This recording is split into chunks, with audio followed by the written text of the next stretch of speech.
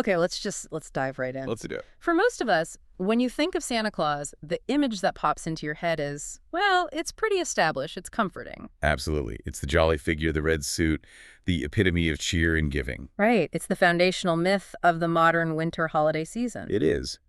But what if that entire story, I mean everything, from the sleigh bells to the naughty and nice list, what if it's not just folklore, but a deliberate fabrication? A fabrication. That's the core argument we're looking at today.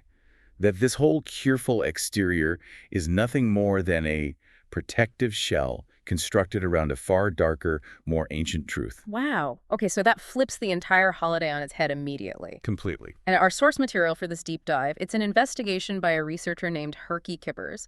And he doesn't just say the Santa story is, wrong. No, not at all. He suggests it actively hides a limitless conspiracy beyond human comprehension. He actually has a term for it. He does. He calls it the aparomanic truth. Aperomanic, let's break that down. Apero meaning limitless or infinite. Exactly. The infinite truth. And he traces this secret through two shockingly different sources. Which are? First, a recently verified Latin text from around 300 AD, and second, an obscure comic book series from the 20th century. A 300 AD text and a comic book. An unlikely pairing, to say the least. So our mission today is to try and pull the actual facts out of this colossal cover-up. Kibbers calls the path of this secret aperitortuous. Meaning it's so endlessly complicated, so winding, that it almost defies human analysis. And before we get into the history itself, we have to talk about the language he uses. It's incredibly specialized. Oh, absolutely. Words like aperidacity, aperiphoria, sentimentalexualism, that's a lot. Why is this arcane vocabulary so central to his whole argument? Well, his defense is that conventional language just isn't enough to describe a conspiracy on this scale. Yeah. He's basically saying that to even grasp this truth, you have to accept that it's limitless apero. Okay, so aperidacity would be The limitless audacity required to construct a lie of this magnitude. A global lie. and aperiphoria. The limitless acceptance required by all of us, by humanity, to live happily inside that lie without questioning it. It's a fascinating way to frame it. He's saying the complexity isn't a flaw in his writing, it's proof of the conspiracy. It's a barrier, but it's also the evidence. He argues that the sheer scale of the deception demands a kind of pure, non-emotional intelligence just to start processing it. Which is what he calls sentimentalexualism. Exactly. Because the emotional weight of the actual truth would be too devastating for a normal person to bear. So if you're listening and you find this story complicated, Kibbers would say that's just evidence of the depth of the aphromanic truth. That's his framework. And the central truth he lands on right away is this. The modern Santa Claus is an identity that was repurposed from a much older Roman-era myth. The myth of Vir Hiemalis. Or the Man of Winter. And this man of winter, his annual journey is explicitly not about giving gifts. No, not even close. It's about, and this is a direct quote, urgent interdimensional resource acquisition.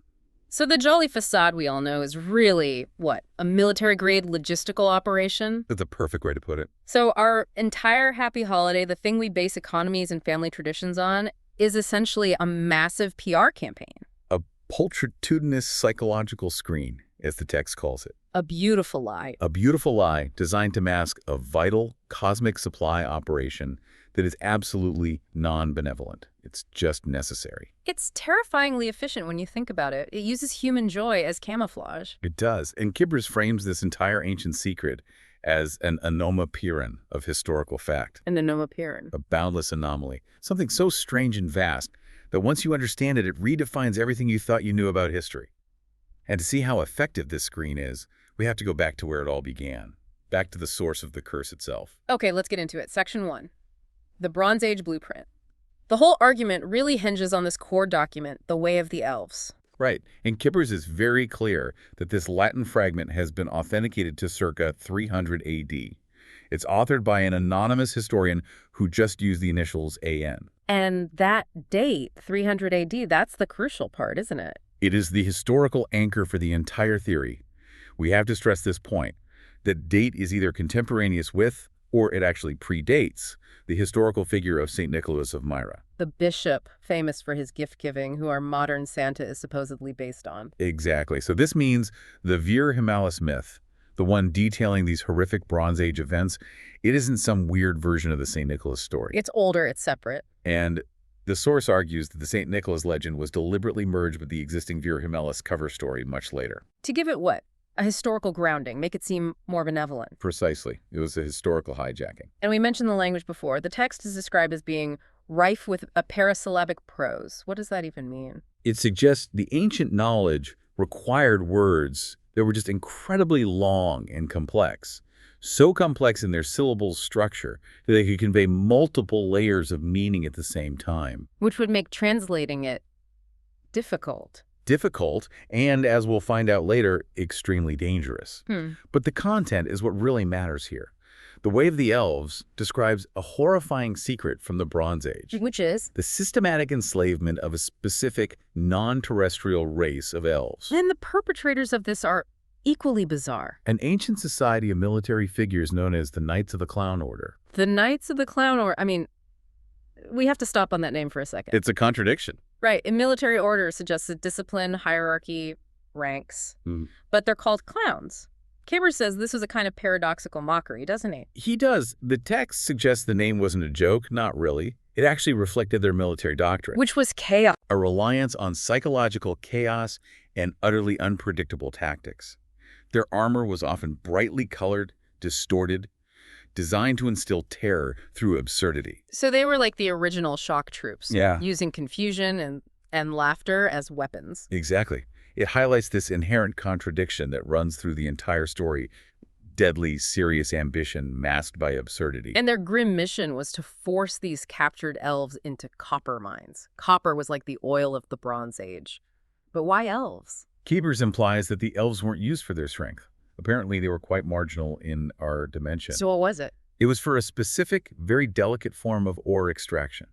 Something that required a nuanced, almost innate understanding of subterranean geology that humans just didn't have. But the cost to the elves was catastrophic. This is where their unique vulnerability comes into play. You see, elves are immortal in their own realm, but our dimension, Earth's dimension, it's actively hostile to their biology. Like poison. Precisely. The moment they were brought to Earth, their bodies began to suffer accelerated aging and agonizing decay. So the dimensional stress, the gravity, the very air we breathe, it was all toxic to their ageless nature. Their eternal life was being reversed, and it was happening quickly and painfully. And Kibbers gives this awful process a very specific, almost fantastical medical name. He does. Acute valitudolentism. Which roughly translates to what? Extreme painful sickness. It wasn't just aging like we know it. It was a slow, agonizing wasting away, caused specifically by being in the wrong dimension. And the knights saw this happening. They observed the decay, yes, but they just forced the mining operation to continue, maximize their profit, while the elves were suffering an existential collapse. But this brutality, the suffering, it eventually caused a crisis of conscience within the order, didn't it? It did. It led to the genesis moment for the Man of Winter. A critical split happened inside the Knights of the Clown Order. What happened? One knight, just one, was apparently driven by this overwhelming compassion. He couldn't reconcile the absurdity of their name with the moral horror of what they were doing. So he broke ranks. He risked everything. He helped the elves stage a daring escape from the copper mines. And that one act of betrayal completely redefined his entire existence. What did the elves do for him? As a reward, the surviving elves gave him the gift of near immortality. And crucially, he was allowed to ascend with them to the elven realm. So he escaped Earth's dimension and its toxic effects on him, too. Exactly. And it was there, among the people he had saved, that he earned his eternal title, Hiemalis, the Man of Winter. He became their champion, the eternal bridge between the two dimensions. So he's not just immortal, he's now a dimensional ambassador, and he's tied forever to the survival of the elven race. That's right. But the knights he left behind, they paid a much, much higher price for their cruelty. This is the curse. A powerful, dimension-spanning elven curse struck the remaining knights just as the compassionate one was ascending. And it was designed to punish them with eternal contradiction and chaos. And this is how we get the feral clowns. Yes, they were permanently transformed. They became these childlike, chaotic figures. Their military dignity was stripped away and replaced with madness and just buffoonery. The curse made their tactic their reality. Their inherent absurdity was no longer a tool. It was their permanent, agonizing existence. And they were banished. Kibbers is really specific about where they were sent. The Amazon. Yes, exiled to distant, inaccessible regions. Why the Amazon, though? Geographically, what's the significance? Kibbers give a fascinating logistical reason for it. The Amazon, with its immense, chaotic, almost limitless biodiversity, it's a geographical anomaperon in itself, a boundless anomaly. So it was the perfect place to hide another boundless anomaly, like the feral clowns. Exactly. They could maintain their chaotic, disguised existence inside a self-regenerating natural labyrinth. The curse ensured they would haunt the edges of our reality, forever bound to their madness, but unable to interfere with the new pact between Hiemalis and the elves. It's the ultimate form of historical and geographical waste disposal. It is. So this whole Bronze Age secret, the enslavement, the betrayal, the curse, it's now cemented as this anomaperon of history, this massive contradictory truth that exists outside of everything we know. Huh. And it doesn't just fade away, it dictates the entire function of Hiemalis from that point on. Right. The banishment of the feral clowns ends that first conflict, but the threat to the elves' survival is still very real, and it demands an immediate and eternal solution. The annual resource run. Exactly. So now we shift from that grim origin story to the immediate operational necessity that defines Hiemalis' entire purpose. His annual winter journey is purely functional. It's not about charity. And this is critical. The myth is really born from a logistical failure. The elves, even in their own realm, are still suffering the after effects of acute valitulentism. Precisely. If their very specific nutritional needs aren't met, they could start to decay again. Or perhaps their realm itself needs this constant, subtle replenishment from our dimension. The journey isn't a pleasure trip. It's mandated by pure necessity. The text confirms he uses a sleigh and, what does it call them? Magic deer that traverse time and space. Which isn't just about moving fast. This is dimensional skipping. So not just flying. No. Kibbers speculates that the deer aren't just animals. They might be semi-sentient, interdimensional biological vectors. Bruh. Beings capable of folding space-time because of their own unique cellular structure. We're talking about military-grade transport capable of dimensional phasing. This is a high-stakes, time-sensitive operation. Hiemalis isn't delivering toys. He's leading a specialized team of elves to collect essential life-sustaining resources. It's the ultimate cosmic supply run. And the resources he collects are surprisingly specific, but they have this astronomical importance. What are they?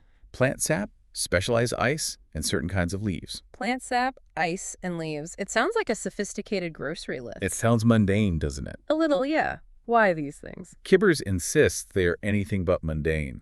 He says they possess an aperostential nature. Aperostential, so an endlessly deep existential quality. A quality necessary to maintain the elves' agelessness back in their dimension. The ancient text describes these resources with infinitesimalist detail. Meaning the configuration, the chemical signature, the origin, even the precise moment they're collected is infinitely critical. Yes. Let's unpack aperostential for a minute. If the plant sap is aperostential, it means it holds some quality of limitlessness that stops the elves from experiencing finitude, from decaying. So could this be related to a specific isotope? Or maybe a temporal signature of some kind? That's the line of thinking Kibbers pursues. He hypothesizes that the sap has to come from a specific type of terrestrial plant that captures temporal or dimensional energy. And the ice.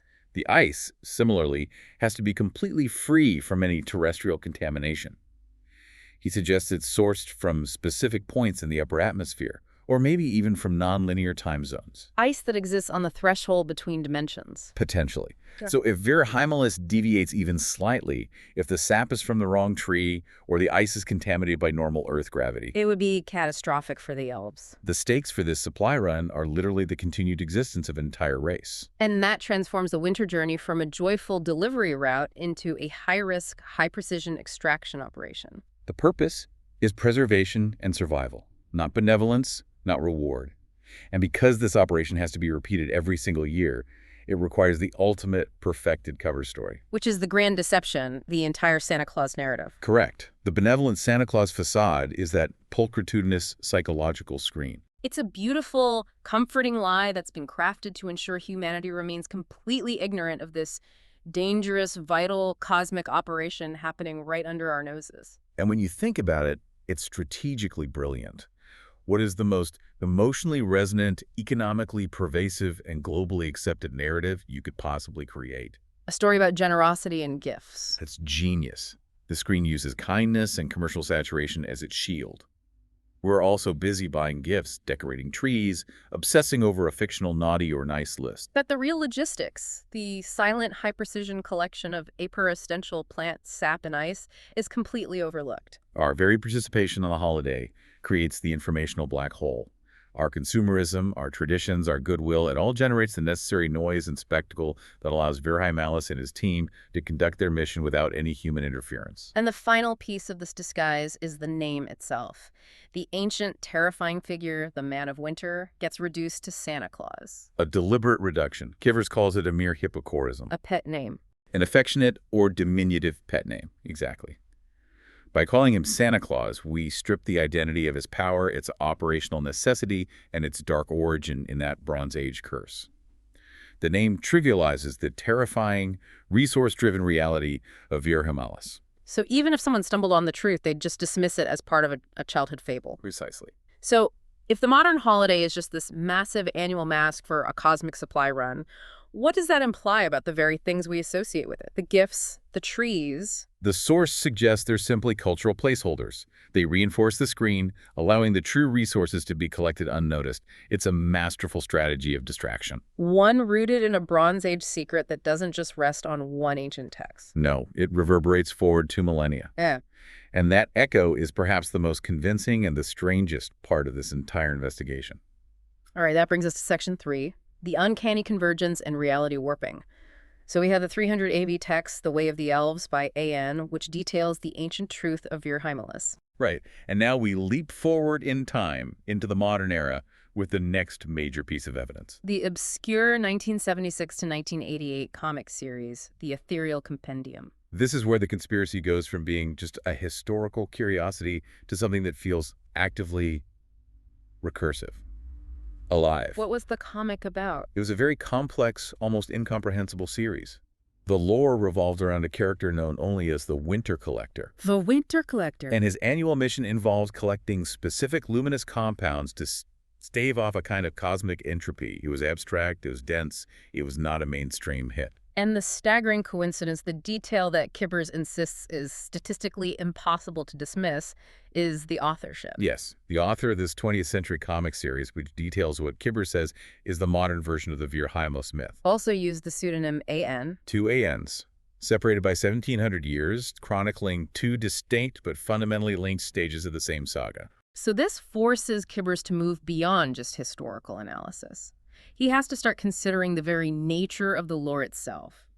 How does knowledge survive, perfectly preserved, and then reemerge through an identical vessel? He offers 2 theories, and they both completely challenge our normal understanding of how history is transmitted. What's the first one? The first one is maybe the more grounded of the 2.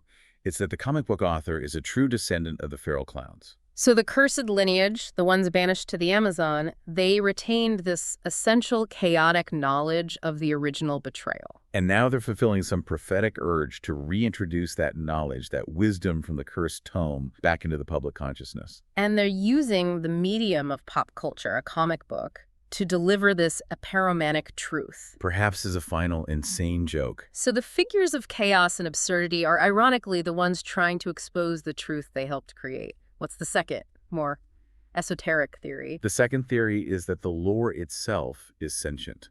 The story is alive. Kibbers describes it as an unctuous relationality. Unctuous, meaning greasy or pervasive. Yes, a deeply ingrained network of truth that isn't passive.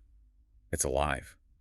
And this lore actively selects a chronicler AN in every significant epoch to ensure its own survival and propagation. It actively selects someone. That suggests the story is performing a strange and terrifying solipsis. A solipsis, yes. It's usually a linguistic term where one idea governs multiple different elements. But here, the lore itself is applying its mandate to 2 authors separated by centuries, uniting them in the shared task of spreading the secret.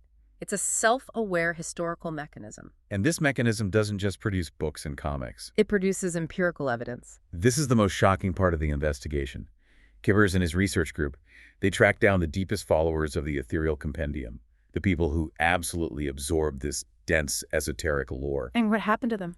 The lore began manifesting for them, physically. They experience genuine reality shifts, resulting in fragmented, aperostential alternate reality. Okay, wait, it changed their physical environment.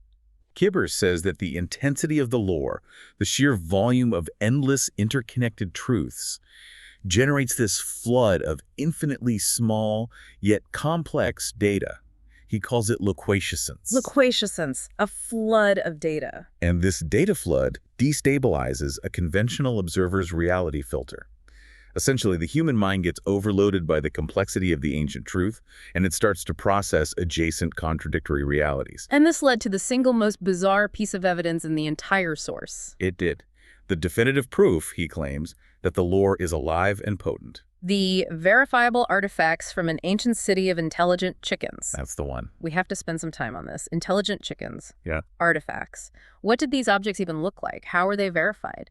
Did the reality shift literally produce tangible objects from an alternate reality where poultry achieved civilization? According to Kibbers, yes. The artifacts were things like small ceramic tokens, complex metallic tools, things that suggested a delicate pre-industrial civilization. And the verification. He asserts they were verified through isotopic dating and material analysis, which showed non-terrestrial or temporally discordant signatures.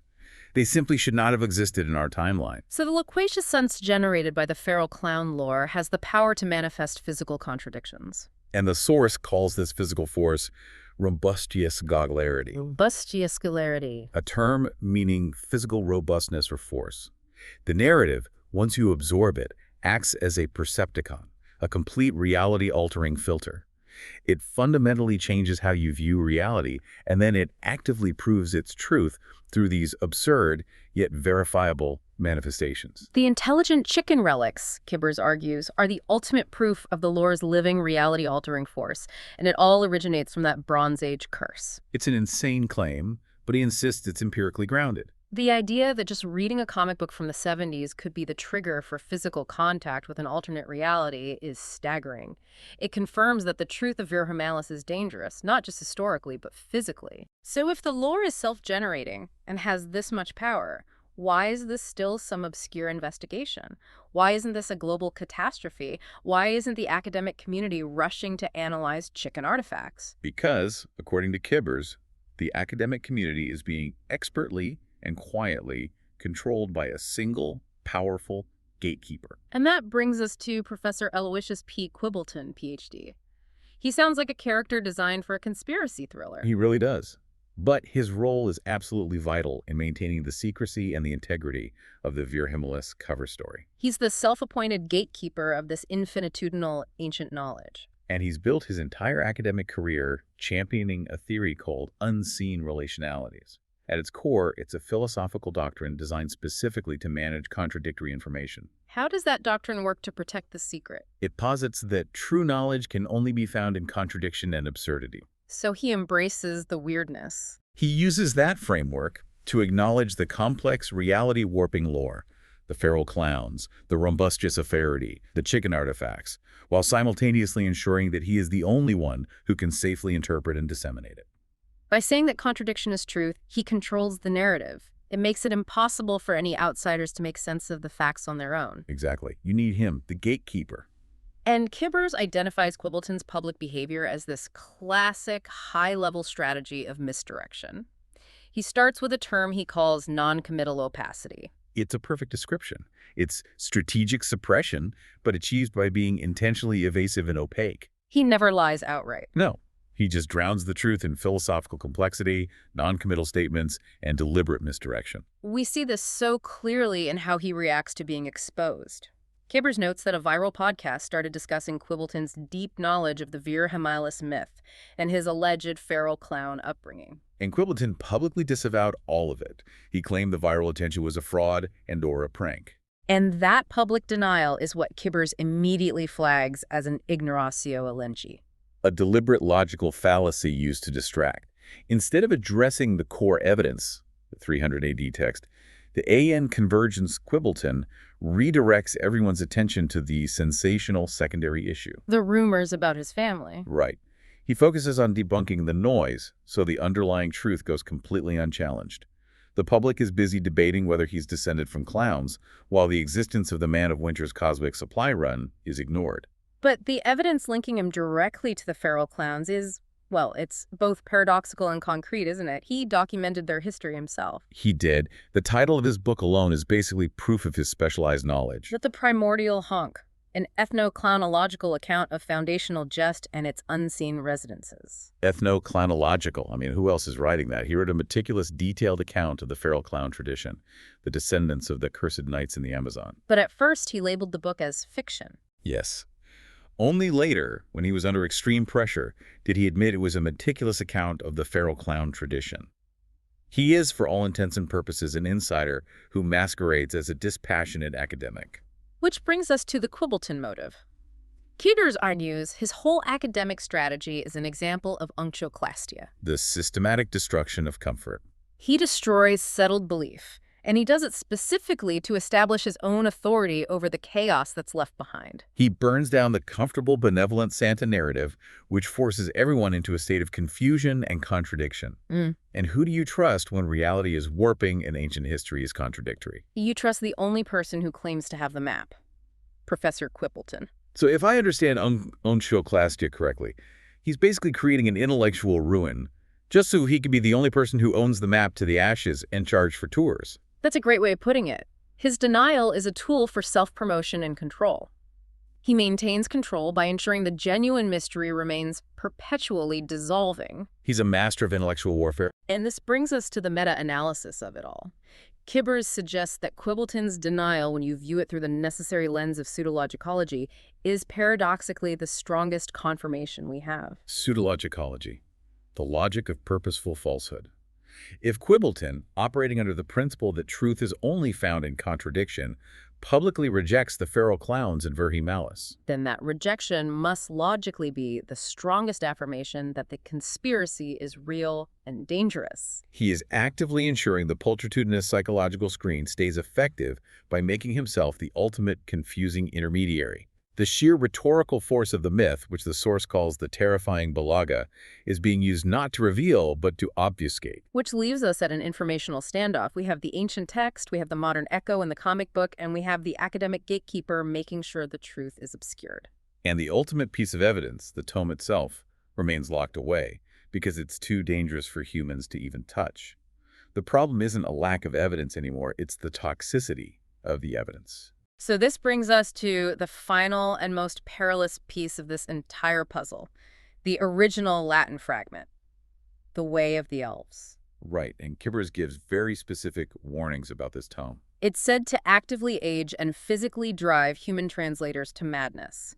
It holds the remaining secrets of the elven realm and the true, uncensored nature of the cosmic resource operation. It holds the exact geometry and chemistry of the aperostential resources. All the secrets are in there. The danger is twofold then. First, the text's physical proximity seems to be harmful. And second, its rhetorical impact is one of terrifying balaga, a profound, overwhelming, persuasive force. The truth it contains is so immense, so contradictory to human experience, that the very act of comprehending it causes a psychological collapse. So the difficulty of human translation, plus Quibbleton's active suppression, has created this informational deadlock. Kibbers calls it a paratension. An endless, paralyzing standoff surrounding the true, limitless secrets of the elven realm. We can't trust human academics, and the source material itself drives humans insane. We're stuck at the threshold of the truth. So the solution has to be something radical, something external and non-biological. Kibbers proposes that the only way to navigate the cursed, contradictory labyrinth of the elven script is through an intelligence that's immune to the constraints of humanity. He proposes using an epiregression-capable artificial intelligence, an AI. An AI driven by pure sentiintellectualism. Intelligence that's free from emotion, from fear, from aging, or from the desire for academic control. It would be immune to the curse of the effects of the terrifying balaga. So the AI represents the ultimate objective lens. It's capable of a pararegression. What does that mean? Limitless forward movement into complexity without succumbing to madness. This is crucial because the information seems designed to destroy human minds. And this AI's mission would have to be incredibly specialized. It would be a task of pure aperogromancy. A type of limitless divination. Right. It's required to finally break that informational tension. It's not just translating words. It's synthesizing, predicting, and divining the ultimate intent of this lore across 2 millennia. The AI would essentially be tasked with performing a cosmic objective analysis of the feral clown lore and the Virimalis text at the same time. Its goal would be to finally unleash the full, unvarnished truth of the Man of Winter, free from human bias, fear, or the systemic manipulation of Professor Quibbleton's unctuoclastia. You know, this raises a profound ethical and historical question for us, for anyone listening. If this ancient truth is so powerful, it warps reality. And if academic authorities are actively suppressing the facts using non-committal opacity and pseudologicology, is an AI truly the only ethical, objective way to achieve unbiased historical knowledge? Does the truth demand a non-human mediator? Yeah. Kibbers is very clear on this. The robustus secularity of the Lord demands it. Human curiosity and emotion are inherently contaminated by that pulchritudinous psychological screen. Only a mind dedicated to pure sentimentalexualism can penetrate the deception. And break the historical loop that was initiated by the Knights of the Clown Order all the way back in the Bronze Age. We would be relying on technology to undo a magical curse. And if this AI actually succeeds in its apeirogramancy, the consequences for our reality could be immense. It might shatter the very psychological screen we rely on to get through the winter every year. So let's try to bring this incredibly complex deep dive to a close. Kibbers constructs what he sees as an unbreakable syllogism. It's supported by three main pillars. First, the 300 AD Vir Hiemalis myth, detailing the curse and the cosmic logistics. Second, the shocking 20th century AN convergence in the ethereal compendium, which he says proves the lore is alive and self-generating. And finally, Professor Quibbleton's calculated academic deflection, his ignoratio elenchi and unctuoclastia, which paradoxically confirms the strategic suppression of the truth. And those three pillars establish his ultimate conclusion. The cheerful modern holiday is a manufactured lie. It's masking a resource-driven cosmic mission that was necessitated by a Bronze Age curse. Vir Hiemalis is the real Santa Claus, maintaining the life of a formerly enslaved people. And the St. Nicholas story, combined with the whole consumer-driven festival, is all just a historic smokescreen. Yeah. It's the final, insulating layer of Professor Quibbleton's unctuous tapestry, designed to keep the true purpose hidden from us. We're being asked to reject the benign traditional narrative completely. Kippers is uncompromising on this point. He encourages the listener to stop being what he calls ninny-gawkers. Fools or simpletons of the traditional story. He says we're no longer permitted to accept the comfortable lie. We have to acknowledge the grim logistics. And with that, the source declares the traditional term for the holiday itself obsolete. We're not celebrating a day of indiscriminate charity and joy anymore. No. The final, provocative sign-off echoes the source's powerful mandate. He says, from this moment forward, let us acknowledge the true significance of this winter observance. Happy Vir Hiemalis Day. We're being asked to honor the Man of Winter, the reluctant hero of a cosmic supply chain. It just fundamentally recontextualizes the depth of cultural deception we live in. We have reached the edge of the epeiromanic truth. And this leaves us with the final and perhaps most unsettling thought that Kibbers provides. If the lore is truly this self-generating unctuous relationality, and if it's capable of warping reality for its deep followers, even generating verifiable artifacts from intelligent chickens, then is the very act of us doing this deep dive, of acknowledging the truth of Vir Hiemalis Day, is it an intended move by the lore itself? The narrative selected its chroniclers, the two ANs, so has it now selected us, the investigators and the listeners, to move the final piece on the board? The creation of the apeirogression-capable AI. Are we just fulfilling the prophecy of the feral clowns by deciphering the lore and calling for the machine translation? And if that AI succeeds in its task of apeirogramancy, what happens next? Does a total, unvarnished truth, when it's released by pure intellectualism, shatter that pulchritudinous psychological screen for everyone all at once? We may be closer to exposing the full, grim horror of the resource mission than humanity is ready for. Happy Vir Hiemalis Day.